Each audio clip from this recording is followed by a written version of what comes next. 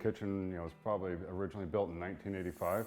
It was a separate room. There used to be a wall here that came all the way along here. There was a huge oven thing that didn't work, a doorway here, and the wall came up to here. So it was completely separate from the main living space. So the first vision we had was just to break it completely open to give us a lot of room. The other things, there used to be one little window here kind of looking out over this, and so we broke this open to basically have a view of the entire sort of Willamette Valley. There used to be a whole bunch of doors over here, and we did the same thing, kind of replaced it, with sort of state-of-the-art windows and French doors to make it much more cozy.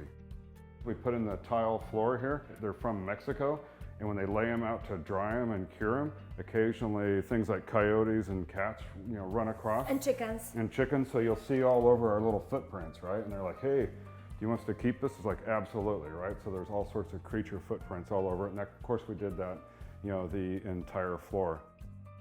We were very inspired by French cottage kitchen.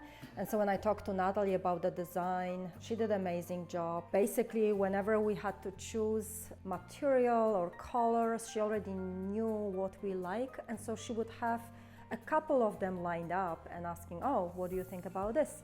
And pretty much 99.9% of the time, it was always the first that she liked, I liked too. And having Natalie be able to come and say, here's the 5 things, in a 1-hour break versus neither one of us have time to spend all day looking at it, right? So that was really valuable as part of that design and build and iterate.